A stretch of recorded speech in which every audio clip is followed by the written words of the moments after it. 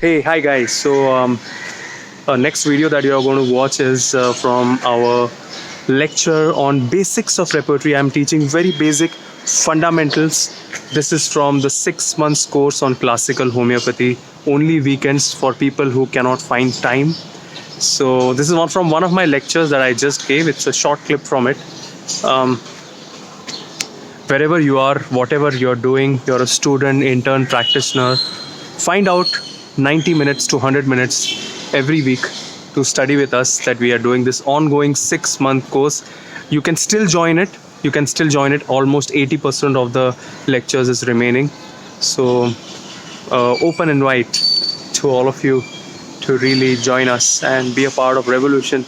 Let's really study and focus at classical homeopathy. It's the need of the hour, and let's do it together. Thank you.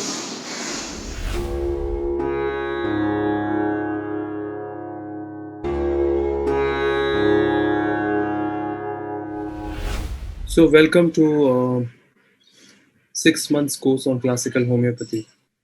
So, we have studied by now about organon in the first few sessions, a little bit about materia medica, and today I'm going to introduce you about the idea of repertory.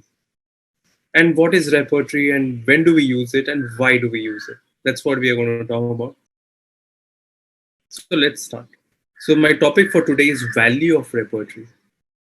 What is the value of repertory, ladies and gentlemen? We all know materia medica so well. Do we actually need the repertory, and why? So my talk today is going to be about what is a repertory, what are the different types of different repertories, what are the advantages and limitations of repertory. I'm going to talk also about Kent repertory, its basic philosophy, the structure of Kent, how to use it.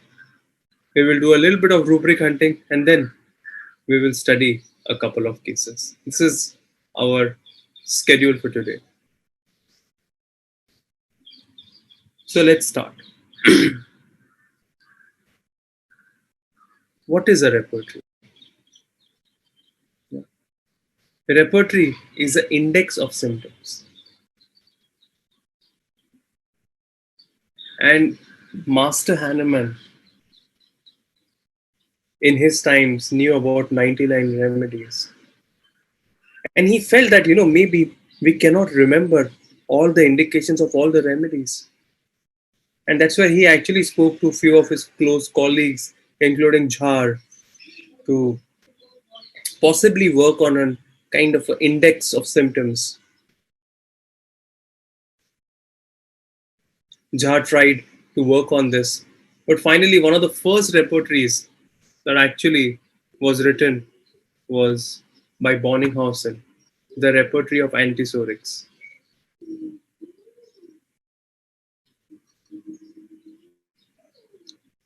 And also, one of the first repertories that we know of is by Master Hahnemann, Fragmenta de Viribus. We know about this.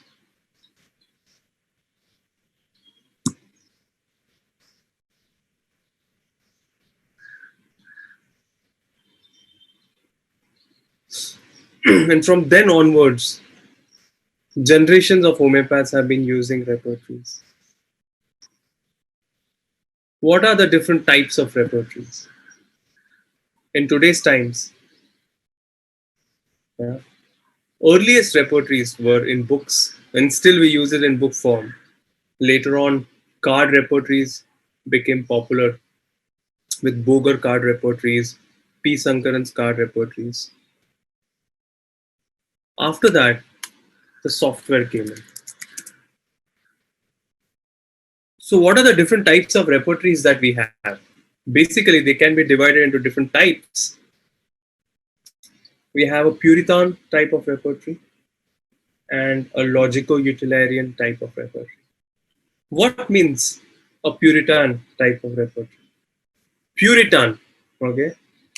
Puritan comes from the word pure, which means, and two of the most important repertories in Puritan is Nair repertory and Gentry repertory. Puritan come from the word pure, and what pure means is that the exact prover's language is directly put into the repertory without actually changing anything in it. For example, let's see Nair. Let me show you a little bit of Nair repertory. Okay, so this is one of the software. You can open Nair. You can see this is the Nair repertory. Okay, here we go. So what is it about this repertory, okay, that you need to know?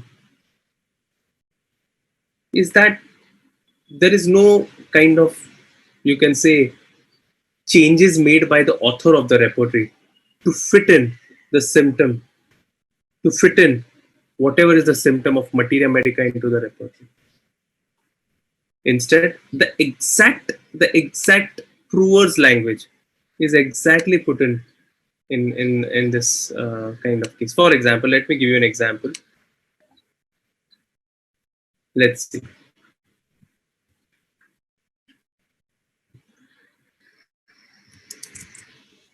So you can see here extremities, knees, bruise pain, okay, crust as if inwardly on moving after lying, especially in a fatiguing position, increases to burning better by continuing to move. This is exactly what happened in the proving of high arsenic hydrogenous atom, and it has been picked up and exactly rearranged into the repertory. This is called as the pure repertory, or direct patient's language has been used. This is Nair repertory. On the other hand, the other type of repertory is called as logico-utilitarian type of repertory. In this type of repertory, mainly, and there are many types of logico-utilitarian type of repertory. We have the Kent repertory, Boger Bonninghausen repertory, Therapeutic Pocketbook by Bonninghausen, Bodik's repertory.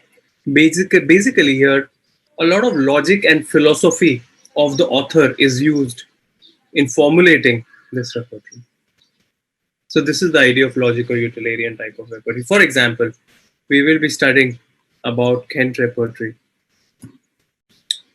And here it's very interesting. The same symptom now you can see here in Kent, you will not see in kind of prover's language. The symptoms are rearranged by the author depending and arranging in that level. Let's have a look. So you can see here, let's see,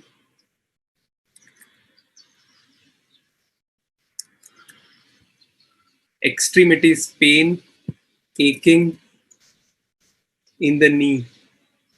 Can you see this? Motion ameliorate. So it is given in a very, so you can see it is a very mechanical and direct symptom have been rearranged with the remedies rearranged. You will not see like the one we saw in Nair, where the exact prover's language has been used. We'll learn more about Kent as well in future. Also, there are different types of repertory based on their arrangements. Yeah. What do I mean by that?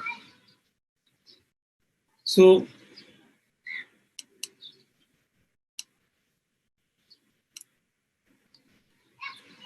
we have what is called as the general repertory.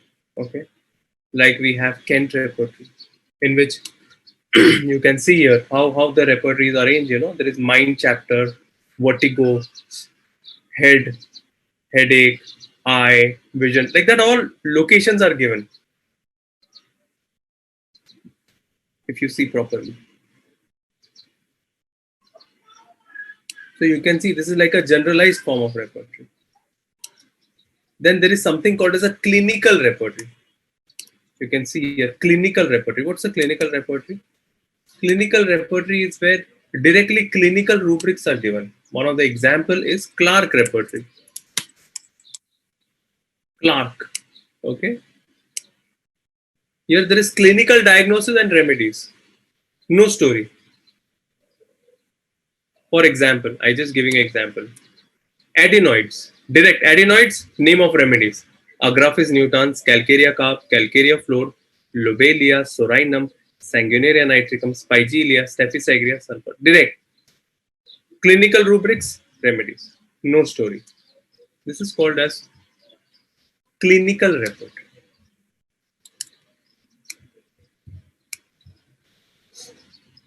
Then there is something called as particular type of repertory, okay, or regional repertory. There are many regional repertories. There is a repertory, uterine repertory by Minton.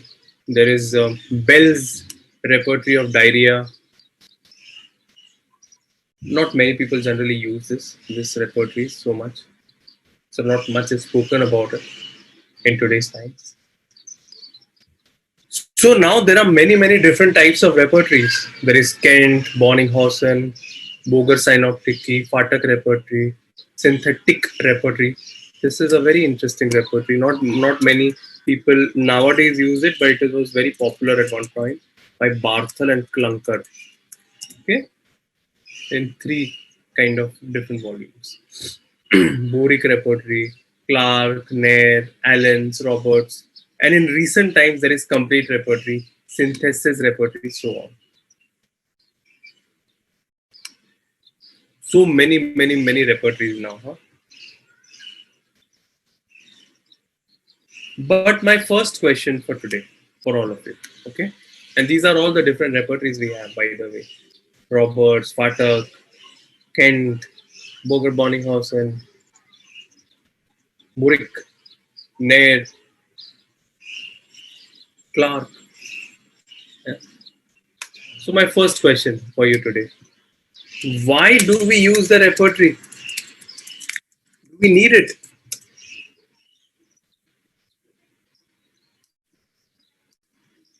Do we actually need the repertory? What the use of it? What are the main advantages of repertory? So yes, right. Our memory can't hold even fraction of materia medica. You will not be able to remember everything. It's not possible, humanly possible, for us to remember all the remedies. Imagine Hahnemann himself has forgotten so many indications. He must have done the entire proving. Okay.